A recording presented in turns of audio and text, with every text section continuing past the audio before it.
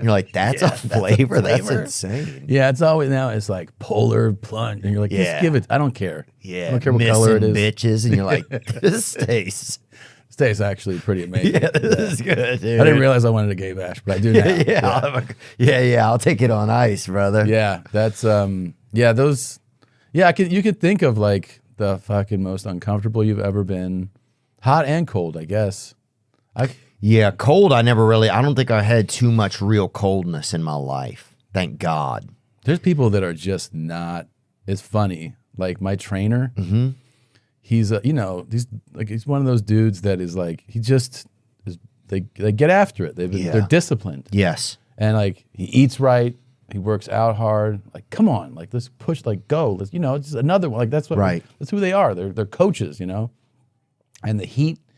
He's like, I like to be outside when it's 100 and run, and like people are like, you're gonna fucking pass. Like he likes it. Yeah, some people want to go there. They want to go there, but the dude has no tolerance for cold, which I find hilarious. He doesn't like cold weather. He doesn't like the cold plunge shit, and like I don't know, it's kind of fun to like catch him on the other side. Yeah, catch him on the other side. Yeah. I'm like, it's cold, and he's just like, man, I want to get to a warmer place. You see his whole personality change. Yeah, I love it, dude.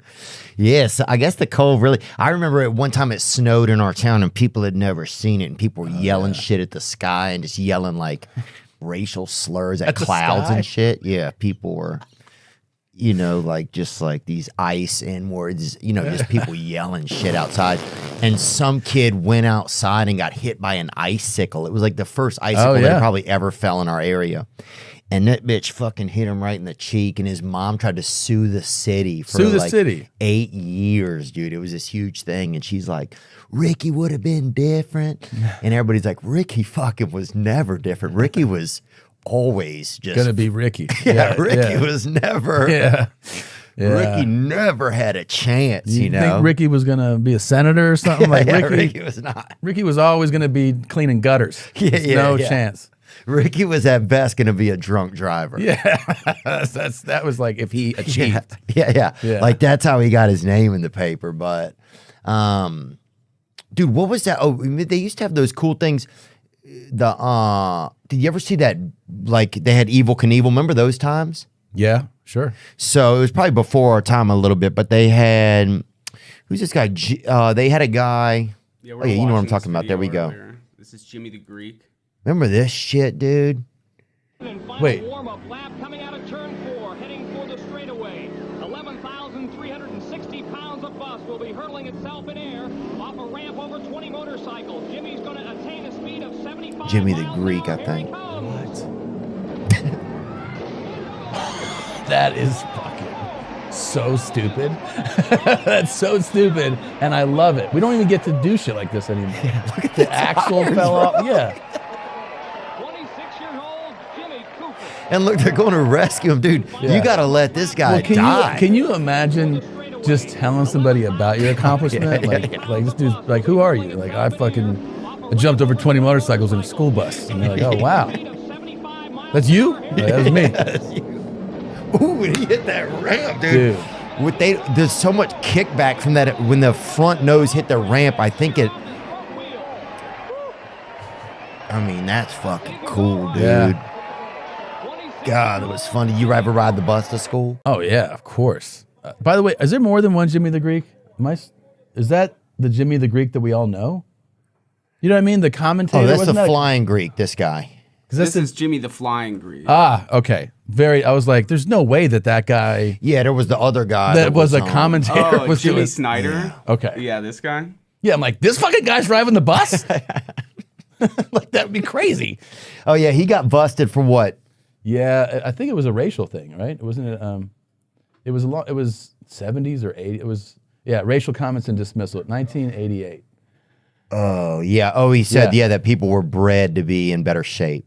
Superior athletes, yeah. The black is not a good way to start a sentence. The black is a better athlete to begin with. This guy's out of his mind. Yeah. I mean, he's on point. I mean, he's definitely right, but you don't say it like that. Yeah, you got to pretend like you don't think that. Yeah. Or you just don't say it. But what about you see guys like... But isn't it so great to picture him driving that bus? Oh, yeah. Yeah. Like you're like, that it actually looks like a bus driver. Oh, yeah, dude. Bro, we had a guy in our neighborhood named Milford, right? And this dude never had a shirt, or he couldn't be in a shirt. Something was wrong with him. And he would drive us fucking with no shirt sometimes. And sometimes he wouldn't even take us to school, and the police would all come pick us up off the bus. Really? And take us in their cars, yeah. That reminds me of Ariel Castro. Remember him? That's the guy that kidnapped those 3 girls and kept them in a basement in Cleveland. Oh, yeah. There was a huge national story. He was a bus driver in Cleveland. Oh. And one time, before he got caught, obviously, before this whole thing exploded, he just got mad and left the kids on the bus and just abandoned the bus. And he was suspended. That was it. He was suspended for a year. But this dude this guy was driving kids to school for a living. Probably just picking out the best ones, interviewing them for years at a time. Yeah, he was Like, all right, come back. We'll talk again next week. real fucking psycho. I wouldn't want to have anybody kidnapped in my house, I don't think. Especially 3 people. Oh. Well, at least if you have, they say if you have goats, you shouldn't have just one. Yeah, that is a good point.